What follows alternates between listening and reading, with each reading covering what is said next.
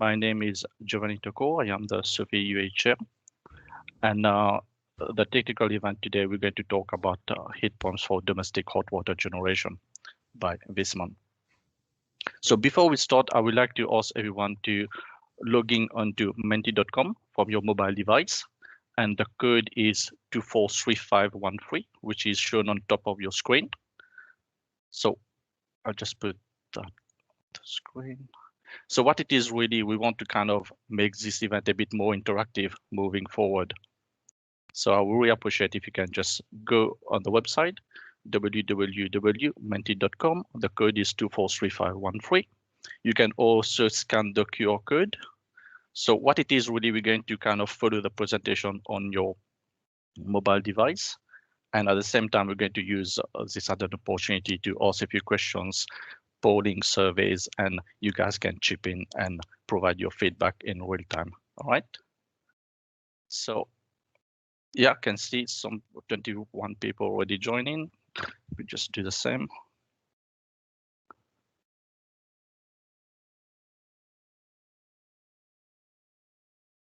Okay, so let's move on. So as you may know, CIBSE SoPHE responsibility as a region is to promote the intellectual welfare of its members and improve the understanding of the building services engineering within our society by organizing events and other activities related to the built environment. This is basically what we promote. The SoPHE network, SoPHE is a branch of CIBSE, and the SoPHE network kind of span all across the UK, towards to Australia, New Zealand, Hong Kong, and of course, UAE. In terms of membership, we provide professional recognition from student members to fellow, honorary fellow members. In terms of membership, worldwide, we have around 1,100 members, and in the UAE, we have around 114 as of 2021. Okay. Information about SoPHE. So all SoPHE information can be accessed on the CIBSE website. And if anyone on the call need information with regards to membership, I will ask you to get in touch with myself on giovanni.tocco@dbsp.com. Also, please note that all upcoming SoPHE event will be posted on the CIBSE UAE LinkedIn page. You can also follow the SoPHE LinkedIn page for any discussion, technical discussion in the public health community. Try to get engaged. So we want to do a few survey. Again, this is really for us to understand the audience. So which field do you belong to? If you go on your menti.com on your mobile, you can kind of select the option or you, oh, great. So we'll wait for a few more minutes for others to kind of provide the feedback.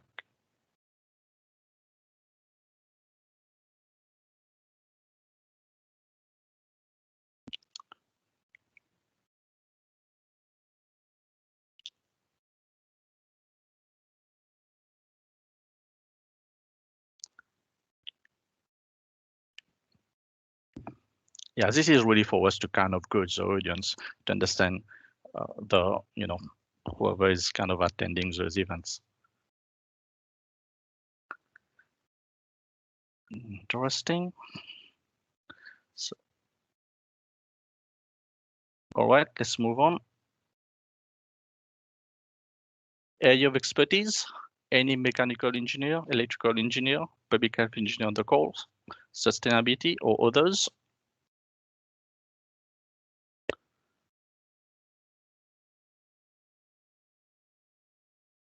Okay, we'll give it a few more seconds.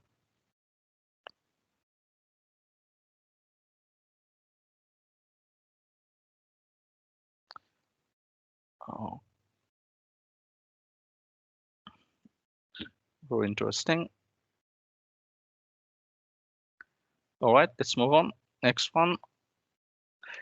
This is mainly for the public health engineer on the call. Any membership, any people who have student member, associate member, members, fellow member, application on the process or others.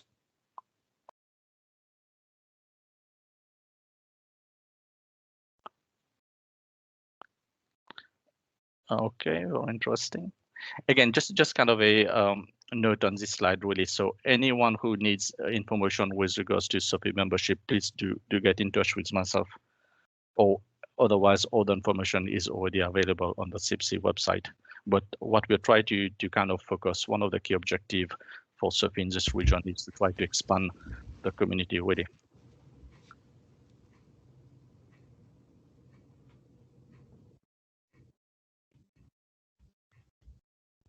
All right, very interesting. So I can see 14% application in process. So best of luck.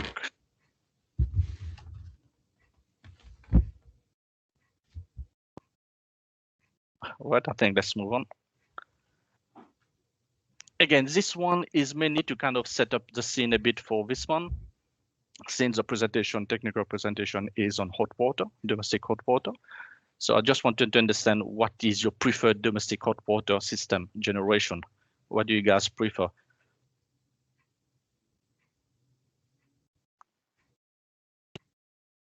So I appreciate that it's kind of a, it's kind of a, it depends on project to project, case to case, but as a general feel, what your preference in terms of hot water generation?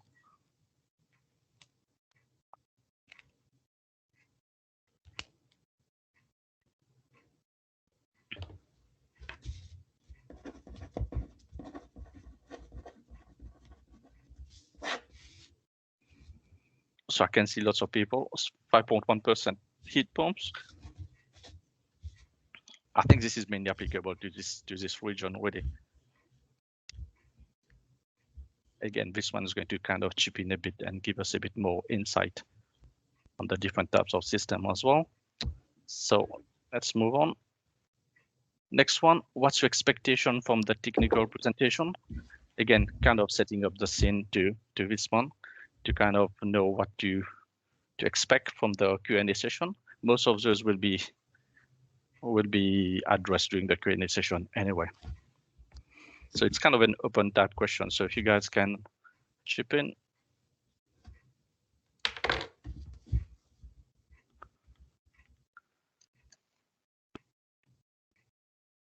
Heat pump advantages, code compliance.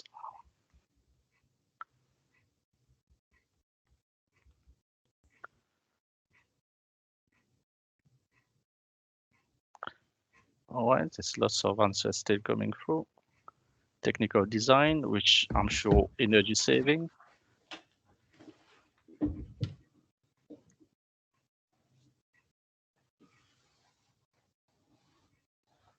Okay.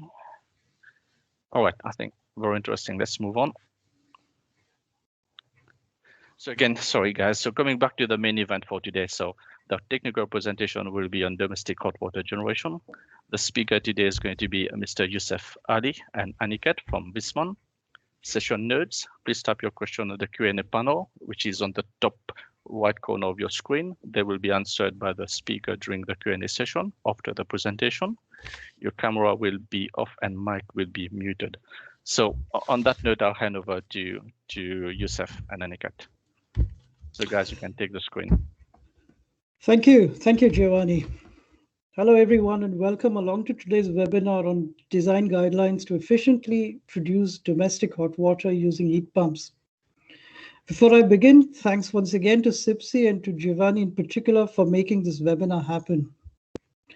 My name is Aniket Erande. I'm the product manager at Viessmann Middle East. Together with me is Yousef Ali, a regional sales manager with us, the resident heat pump product expert, and who will be doing most of the heavy lifting today. Some contextual information to set the tone for today's webinar. Heat pumps are increasingly seen as a means of sustainably producing domestic hot water in this region. There is definitely a perceptible shift from traditional means such as electric calorifiers for various reasons. Well, I must emphasize that in terms of renewable sources, while solar collectors still represent the lowest cost option, constraints imposed by space and or aesthetics rule this out. Now, heat pumps aren't really the silver bullet, are they? And they bring with them their own design challenges. In particular, heat pump based systems tend to be less forgiving of suboptimal design practices. Um, as as compared with boiler based systems which tend to be more robust. For this reason, at Viessmann, it has always been our endeavor to contribute to the body of design knowledge that helps in designing and deploying successful systems. So without further ado, I'll let Yousef continue with this webinar. And Yousef, the floor is yours. Thanks a lot, Aniket. Thank you, Giovanni. Good afternoon, everyone.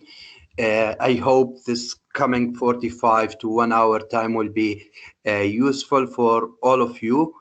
And as Giovanni mentioned, we appreciate to have your question by the end of the session in the discussion. For today, I will start talking about the heat pumps. But before that, I would mention that Viessmann manufacture a wide range of water heating equipments. One of them is the heat pump. And to start with the heat pumps, I would start with defining a heat pumps. Now, initially, always when we receive requirements for heat pumps, we notice a confusion between the heat pumps and the water pumps. The heat pump as a name, it comes from the fact that this unit, this refrigeration cycle, is used to pump the heat against the spontaneous flow of the heat. So it's pumping the heat from the cold reservoir to the hot reservoir. Spontaneously, the heat supposed to transfer from the hot, higher potential reservoir to the cold potential reservoir. And this is where the name came from. This is how the heat pump can be defined. Then I'm going to talk about the types of the heat pumps. So the type of the heat pump is defined based on the source side fluid as well as on the user side fluid. Source side fluid is the natural fluid which give the heat, and that heat will be transferred to the user side fluid or the fluid that we target to heat up. So if the heat is coming from an air source to heat up the air, that would be air-to-air heat pump. And if the heat is coming from air source to heat up the water, that would be named as air-to-water heat pump. On the same direction, if the heat's coming from a water source to heat an air user, that would be called a water-to-air heat pump. And if the heat is coming from water source to heat up the water, that would be called a water-to-water heat pump or water source heat pump. From the names, we define couple of sources. So the source can be either air, it can be the groundwater, or even better, the soil. Looking at the efficiency of the unit, and because of the heating capacity of the solid is much higher comparing to the air as a fluid, then the efficiency will be increasing from using a soil or solid source comparing to the air source.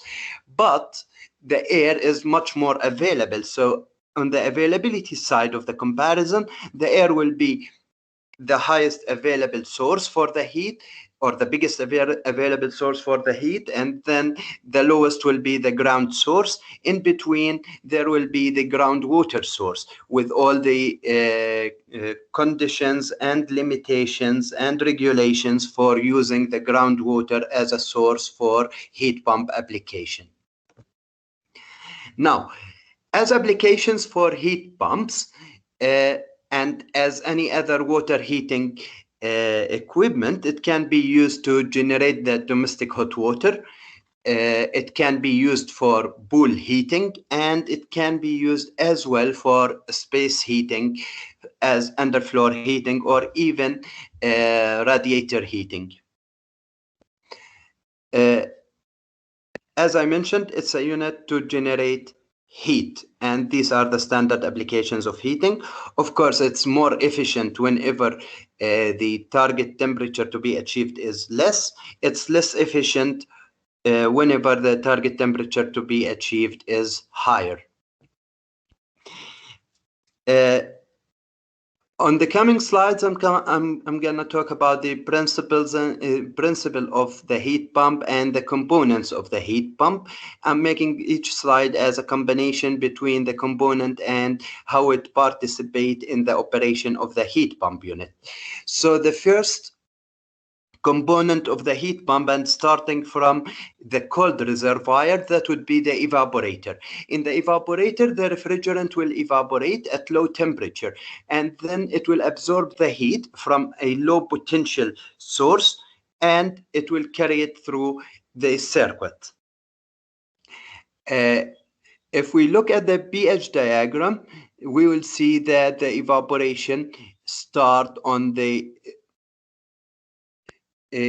start in the cycle from 1 to 2, where the refrigerant change in phase from liquid to vapor.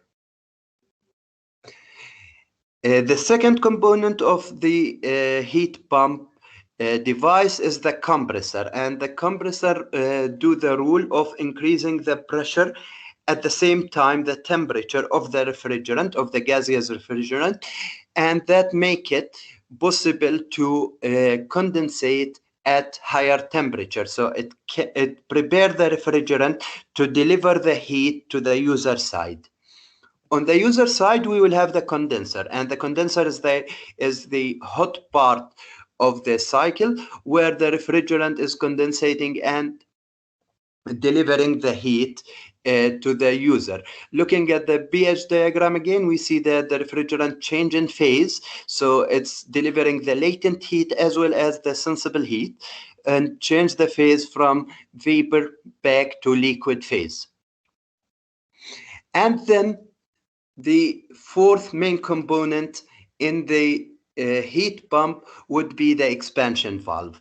In the expansion valve, the refrigerant will expand, reduce the pressure and accordingly the temperature, and be prepared to evaporate again on a lower temperature in order to again gain the heat from the surrounding air, surrounding water, or surrounding ground, in order to complete the circuit and continue to carry this heat from the low potential reservoir up to the higher potential reservoir. The expansion valve has another main rule as well in the heat pump circuit, and that represented in controlling the superheating temperature by controlling the amount of refrigerant passing through the evaporator. As we saw in the cycle, we have the blood, which is the refrigerant, and it's not a component, but it's existing inside the heat pump, and it's the medium carrying the heat from the source side all the way into the user side. Now, about the limitation for the product, for the heat pump as a device, each and every mechanical device limitation is defined by the component limitations. And as the heat pump, the component play a big role in defining the limitations of the unit. The main component of the heat pump is the heart of the heat pump as a unit, which is the compressor. And for each and every compressor, there is an operation envelope, which is the characteristic curve of the compressor. And this characteristic curve depends or made by the compressor manufacturer depends on the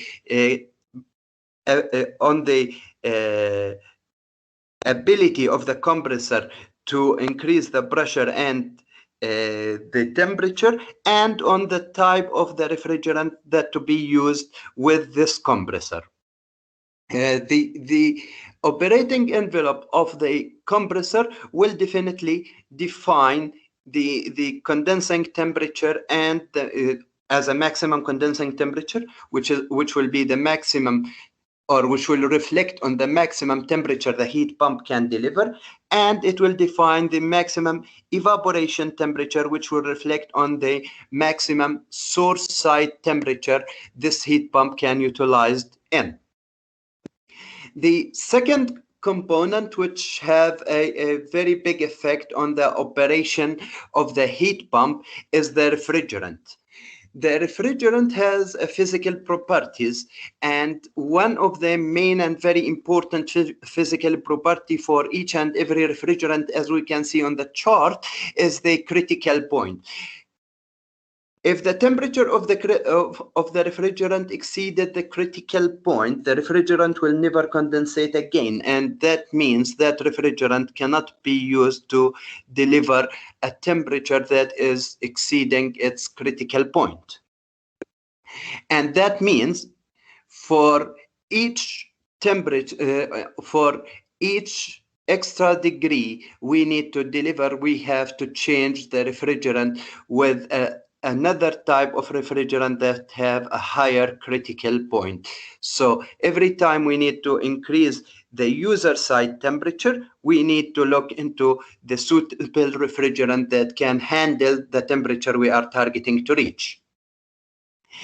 The second very important physical property of the refrigerant have the effect on the operation of the heat pump is the boiling and freezing temperatures of the refrigerant.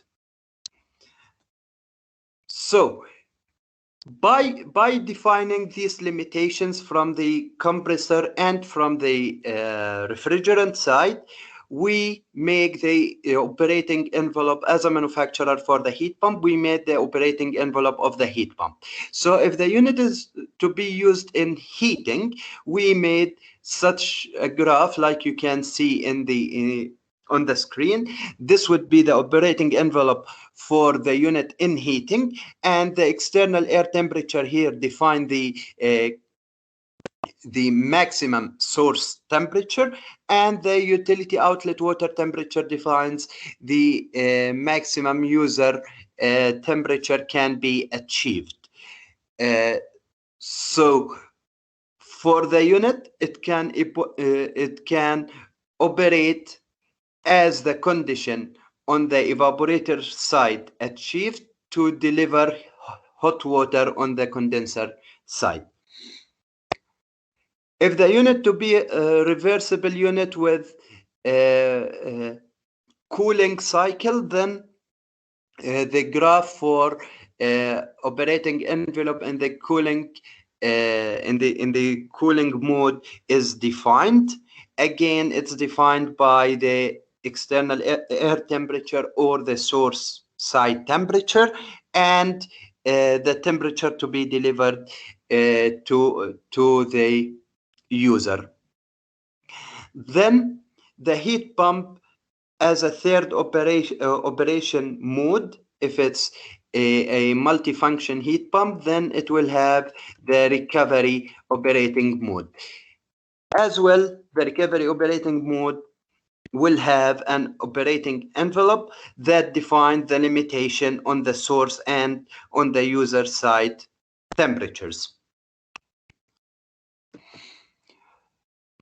So in the end, for each unit, we will end up with the 3 operating envelopes in every and each operating mode that will define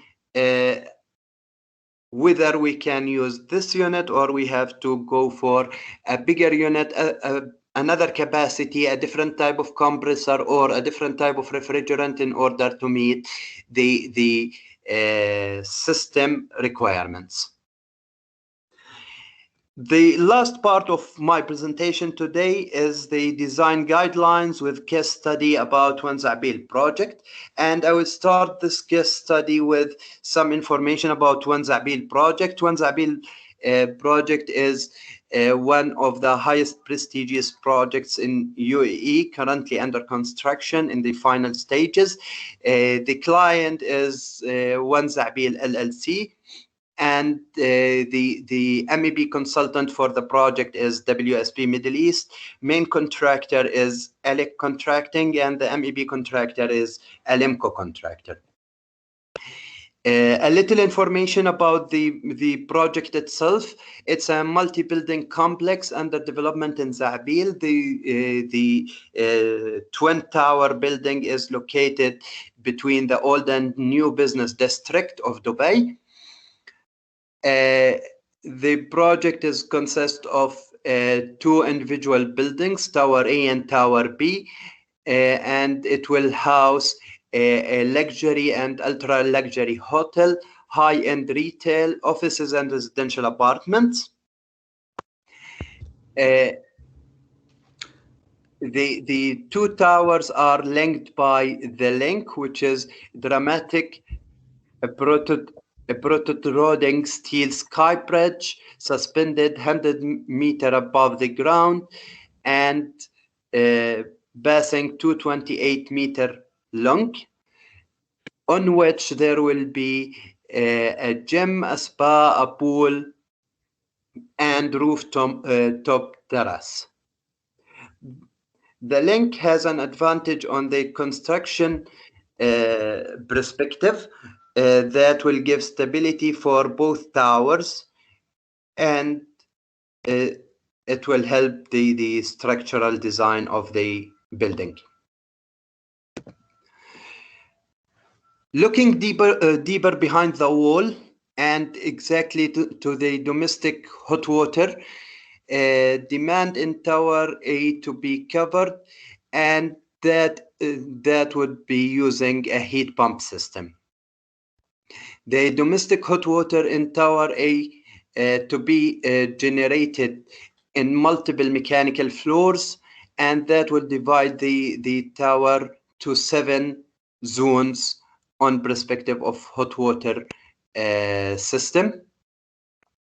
The zone we are covering in today's case study is the system located on level 45, and that meant to service the floors 30 to 45 in Tower A. On the design topics which we will cover the thermal capacity, we will cover the user side conditions, heat pump outflow temperature, the available source of natural heat, air side conditions, source side conditions, and the limitation that made an effect on the design. First of all, the calculation of the thermal capacity. As any heating device, the thermal capacity will be calculated based on the thermal load. There are a lot of international already established guidelines to calculate the domestic hot water load. Just to mention the ASHRAE guidelines as well as the DIN guidelines and much more guidelines. After calculating the peak hour demand and defining the storage capacity, and based on the recovery time, the thermal load of the heating device will be calculated in kilowatts. In our project, One Zabil project, the consultant specified the thermal capacity. Total capacity. Excuse me, please, Yousef, your slides are not, is there a lag between your slides because they're not updating? I just would like Giovanni or somebody else to confirm if they are having the same problem. So now I'm on the design guideline A, thermal capacity calculation with a sheet of ASHRAE. This is what you can see on the screen? Now, yes. Now, yes, yeah. Okay, sorry for that, could be a technical issue. So now we are matching the words with the screen, yeah? That is correct, yes. Yeah, good. So In our project, in one Zabil project, consultant specified the thermal capacity. Total capacity specified to be generated on level 45, and as I mentioned, to service the levels between 30 to 45 is 376 kilowatt. The consultant defined the system to be as 3 units, each unit of 50% of the total, with capacity of 188 kilowatt. When this comes to Viessmann office, we found that this capacity is higher than the biggest unit we have. So in order to meet the total capacity, we had to change a little bit on the configuration and to deliver 4 units instead of 3, each unit to cover 37.5% of the capacity and to cover the total 376 kilowatt. Now, what challenge we faced, and this is where the design tips will come. The challenge we faced is when we replaced the 2 duty units with 3 duty units to meet the total load capacity, we noticed that we have to maintain the hydraulic balance in the system. And in order to maintain the hydraulic balance in the system, which I mean by hydraulic balance, I mean to maintain the required flow for each and every unit to deliver the total capacity to each and every calorifier, we found that we have to use a variable speed pump on the primary loop cycle. And then we start thinking about how to control the variable speed pump. As all of us know, the variable speed pump either be controlled on differential temperature or on differential pressure. In our application, we saw that it's not feasible to control the VFD on differential temperature, so we decided to control it on differential pressure basis. Now, in the circuit, we had then to create the difference in pressure, and in order to create the difference in pressure and give an indicator for the pumps on what speed to go and how much flow to deliver, we had to install a 3-way control valve on each and every calorifier. So when the temperature on the calorifier is achieved, the 3-way valve will divert the flow, and that will make a change on the pressure. This change in the pressure will be sensed by the controller and change the speed of the pump. So it's manage the flow and keep the cycle hydraulically balanced. And then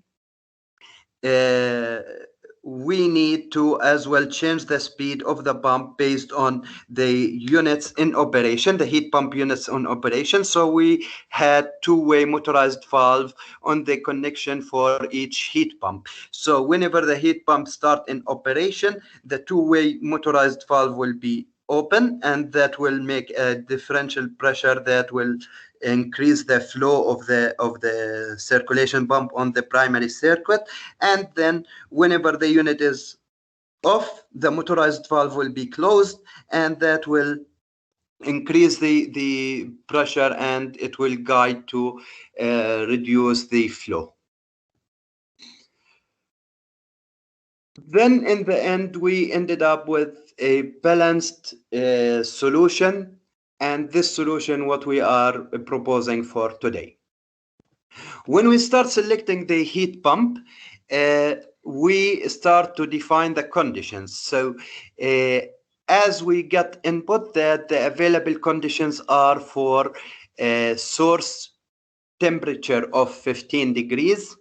If the source water will enter to the heat pump as 15 degrees, it will return back to the source as 12 degrees. And what we will need to deliver to the calorifiers is water at 65 degrees Celsius. With these conditions for source and for user side, we run the simulation, and we found that the unit can deliver up to 145 kilowatt with COP of 2.96 approximately. Then the consultant advised that maybe the source temperature will change, and that based on the demand on the chiller, because the source in our case is the chiller return line. So we studied the changes will happen if the chiller return temperature dropped to 11 degrees. So our source temperature dropped from 15 to 11 to deliver again the 65 degrees required in the calorifiers in the normal operation. We found that with this change on the source side temperature, the unit will react to change the maximum possible heating capacity to 130 kilowatt instead of 145 kilowatt, and that is because a wider left between 11 to 65 comparing to 15 to 65. And then we notice there will be a slightly drop on the COP of the unit to become 2.7 instead of 2.96. Then the third variable we faced on the selection side, that if we are on the pasteurization mode. So on the pasteurization mode, we need to deliver the outflow temperature of the unit to be 70 degrees Celsius, which is higher than what the unit being selected for, even with a standard source of 15 degrees. So we did the simulation and we noticed the effect of increasing the user side temperature as of reducing the heating capacity to 141 kilowatt instead of 145 kilowatt, and a slight drop in the COP to become 2.621 instead of 2.96. So we studied all the variables when the source side temperature is changing, and we noticed how that will affect the unit, and we calculated that the unit will be good enough to deliver the complete capacity even with this expected change on the source side temperatures. And in the pasteurization mode, we found that the units are suitable, and this is very important, is to check at the source to check the source side temperature and the user side temperatures in different scenarios, and make sure that the unit is capable of meeting the demand. So guys, whenever you have a selection for the heat pump, it's very important to give it a minute and to look at the source side conditions that been defined for the unit and the user side conditions, because it will have a real reflect on the capacity of the unit as well as on the COP coefficient of performance of the unit. Then, and in order to complete the heat pump as a system, the heat pump, as any other refrigeration cycle or unit working with compressor, required a minimum water content available in the cycle, because if the water content dropped below the minimum, that will make the temperature of the water in the cycle increase very fast, and that will give a wrong indicator for the compressor that the target temperature being achieved. Then the compressor will turn off, but shortly after that it will kick in again, and each and every compressor in the world have a maximum number of on-off cycling in hour. So this has to be considered, and in order to consider to avoid the cycling, to avoid exceeding the maximum number of cycling and the trip of the compressor, we need to calculate minimum volume of water included in the primary loop. Now, the minimum volume of water is calculated based on the formula on the screen I'm indicating to. In the formula, it's defined by the B, which is the thermal power of the unit, delta T minimum time between two successive restart for the compressor, and normally it's defined from the compressor manufacturer, and it's around of 300 seconds minimum time between two start stop of the compressor. And then the specific heat of the fluid in the primary loop will have a major role, so that has to be considered together with the density of the fluid in the loop. In our loop it's water, so CB considered as 4.186, and the density considered as 1000.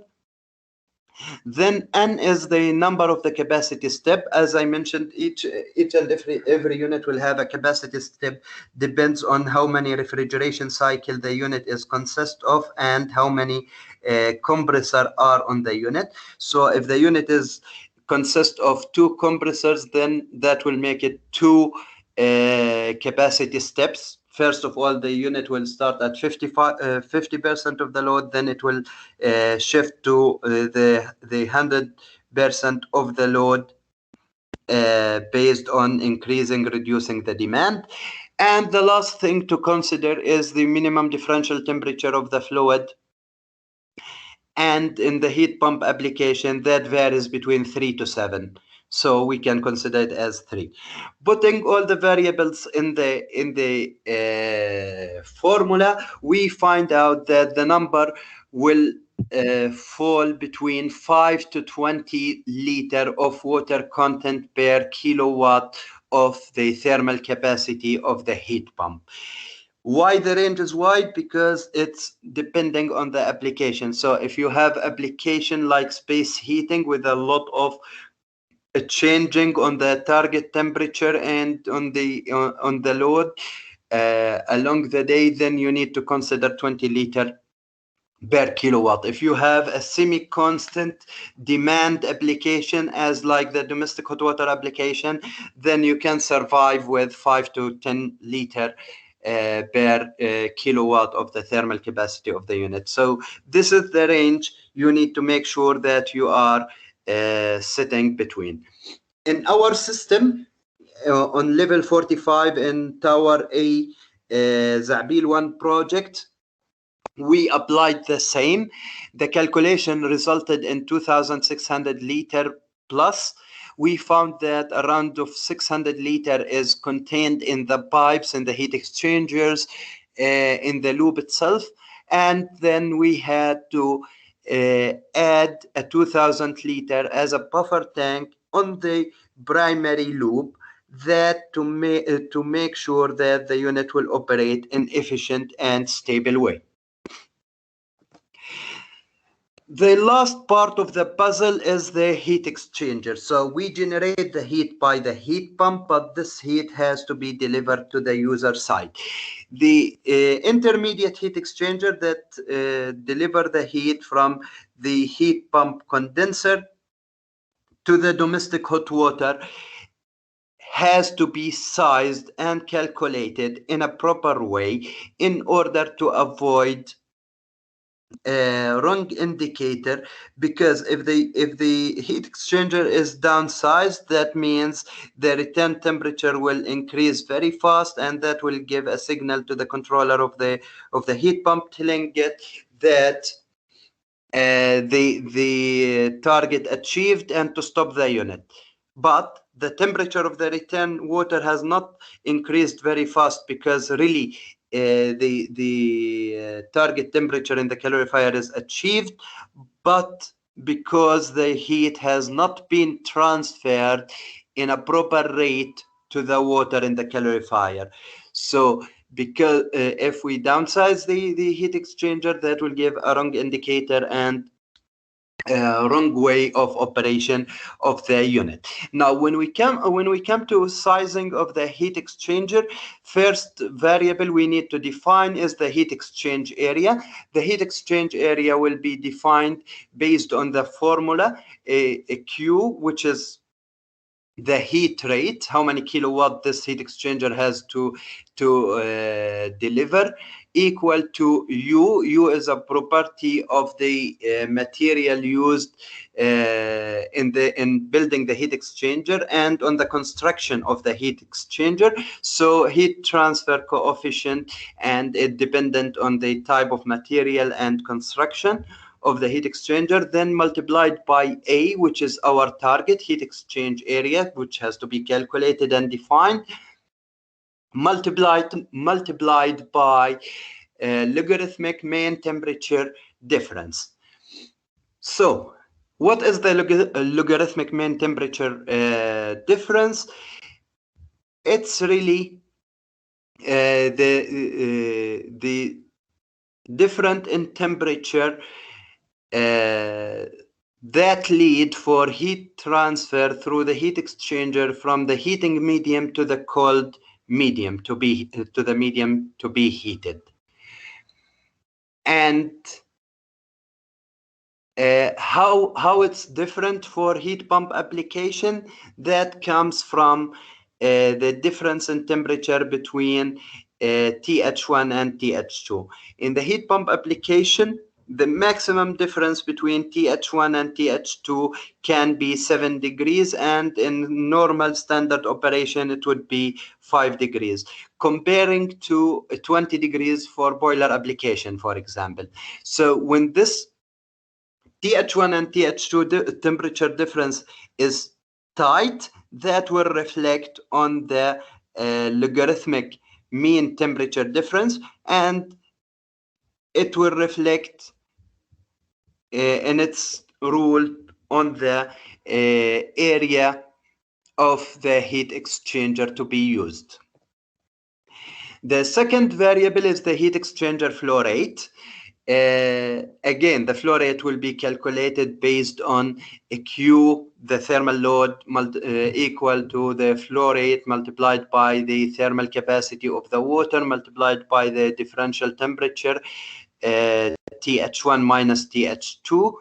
In the heat pump application, the maximum differential temperature is 7 degrees, and on the normal operation, it will be only 5 degrees, making it a small difference will affect on increasing the flow. So we will have a high flow in the heat exchanger, and then the heat exchanger has to be sized for the high flow operation required for proper operation of the heat pump.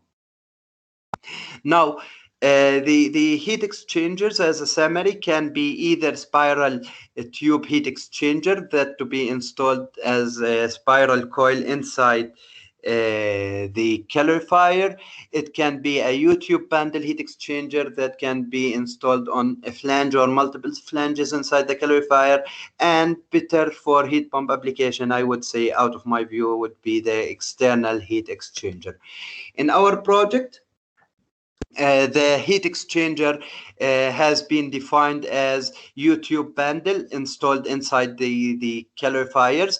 We didn't want to change that on the design side, so we did the calculation. The flow rate is as high as 5.56 liter per second for each calorifier, for total of 22 liter per second for the 4 calorifiers in operation in our system. The heat transfer area required as calculated per calorifier is 17.44 square meter of heat exchange area, total of around 70 square meter for the 4 calorifiers. And all that metal area has to be installed inside the calorifiers. We did our study, and in order to select the proper U-tube bundle, we had to use stainless steel tube bundles that have a good U value that helped us to reduce to minimum the heat exchange area. What I mean by minimum is 17.44 square meter per calorifier. And then the stainless steel can accept higher flow because of the roughness of the surface that will not cause turbulence comparing to if it's a black steel or ceramic material. So the stainless steel has this advantage. In the end, we calculated for the operation that in each and every calorifier, we will require 2 U-tube bundles, one of them to be 8 square meter and the second one to be 10 square meter.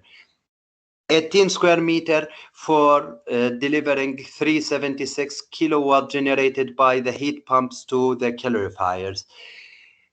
Is it a big number? Yes, because if you compare it with the same system, if you have the heat generated via a boiler with delta TH1 minus TH2 of 20 degrees, this area will be 5 square meter.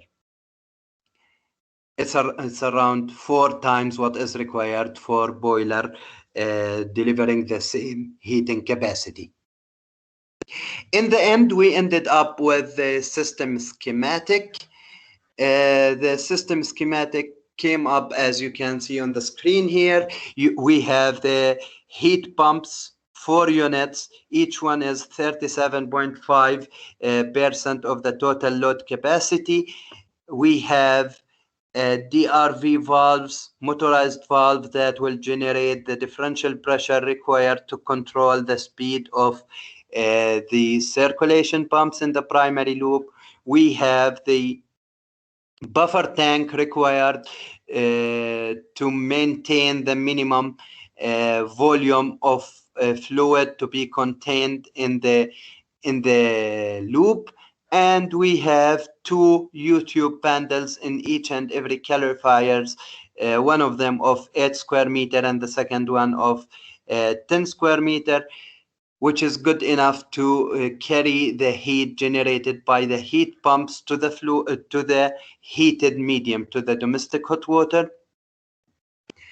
And this was the final diagram for the system installed now on level 45 to service the 30 to 45 floors in Tower A Zabil 1. I would appreciate to receive your questions. I hope this was helpful and useful for you all, guys. Giovanni, do we have questions? Yeah, thanks, Yousef. I'll try to read that to you. There's a few questions. Let me just scroll up. Okay, we've got one question with regards to what range of source side temperature can be selected for the heat pump to work. Say if you shut the inlet at 15, can the heat pump work at the same source at higher temperature, say 30? Yes, it can. Let me go back to the operating curve. Where's my presentation? Yeah. Let me go back to the operating curve, and this is a real operating curve for heat pumps. So if you can see my screen now. So if you are talking about the heating loop, for example, the external air temperature here represents the source temperature. So if the source temperature is -5, the unit can deliver water on the utility side starting from 30 degrees Celsius. If the source temperature increased to 25 degrees, for example, the unit will be able to deliver the water in the utility side on the user side at 60 degrees Celsius. So if the source temperature increase, that will reflect on the user side temperature, because we need to maintain a minimum lift for the compressor between the source and the user side. Okay, so as long as we are working within this envelope, yes, we can go up to 40 degrees from the source, but with minimum delivery temperature of 60, for example, while with -10 degrees on the source, we will have the minimum delivery temperature of 50, and so on and so forth. Okay. Hope this is answering the question. All right, let's go to the next one. Is a heat pump a constant flow, or can it modulate to meet the water demand on the domestic side? Look, now if it's the heat pump has the option of inverter unit. The inverter unit will simply contain an inverter compressor, but when we need it, if we have a variable demand as like a space heating application that we need it to vary with the outdoor temperature, then yes, we can select the inverter type heat pump, and that will vary with the demand. If we have a domestic hot water heat pump application, then we don't have a variable demand. The heat pump will either start on or off based on the temperature in the calorifier. So there will be a kick-in temperature and a kick-off temperature. And you don't need to have inverter type heat pump. So we go to the normal heat pump that is not inverter. But even the normal heat pump will have two capacity steps, because the unit will be consist, and especially for the bigger kilowatt load units, it will be consist of two compressors. So with the first call for heating, the first compressor will kick in. If the first compressor was enough to deliver the demand, then the heat pump will stop, and the demand will be accomplished, will be done. If the single compressor will not be enough to meet the demand, then the second compressor will kick in. The control will happen through the heat pump controller based on the return water temperature, which is defined in our presentation as TH2. So based on TH2 temperature, the heat pump unit will define the number of compressors in operation and whether to start or to stop. Clear? Okay. Yeah. Next one. What is the limitation in the COP? Dropping the COP less than 3 is at code compliance. I think it's mainly related to what are the limitation in the COP. It's easy calculation. Look, now for each and every heat pump unit, there is a maximum COP can be achieved. The maximum COP is the temperature of the condenser divided by the temperature of the condenser minus the temperature of the evaporator in Kelvin. So if I'm targeting to achieve a higher condenser temperature, which means I'm targeting to generate a domestic hot water at 60 or 65 degrees, then my COP will be less. If I'm targeting to achieve a lower temperature on the outflow of 40 or 45 or 35, then my COP figures will be higher. So when you look at the catalog of the heat pump, you will see the standard conditions with source temperature of 7 degrees and delivery temperature of 35 degrees. On this catalog or on this data sheet, you will find the COP of round of 4 to 6. But in the real case situation, whenever you need to deliver 60 degrees domestic hot water and you have a real case source temperature of 15 or 10 or 11 or this round of temperatures, then the realistic figure for COP is between 2.5 to 3.5 maximum. Okay. Next one, heat exchangers are usually excessively oversized, albeit checking the overcapacity condition. Their operational loads are usually around 45 to 55% of what they actually size for. It's been sized to deliver the 376 the 376 kilowatt. The 376 kilowatt is the 100% of the load as defined here. So it's designed to meet the 100% of the load defined for the units. Okay, so it's sized basically to suit the purpose, really. So it's not oversized, etc. Yes, because we cannot oversize it, because as they reflect on the fast increase of the return temperature, if the heat exchanger is oversized, then that will reflect on less heat up of the return temperature, and that would mean unbalanced thermally system on the calorifier temperature and on the heat pump operation. Okay, and ideally you want this heat exchanger to be externally rather to be kind of a coil within the core fire, yeah, in terms of efficiency, etc. Yeah. It's not about the efficiency as much as it's about whether the calorifier is big enough to keep all this metal inside it or not. So in our case, we was really lucky to have enough space in the calorifier. But now when you design the heat exchanger and you design it as a tube bundle, you need to make sure that this tube bundle has a minimum distance between each and every bundle, and a maximum diameter of each bundle, and the length not to touch the wall of the calorifier. So does the calorifier big enough to accommodate this heat exchanger inside it?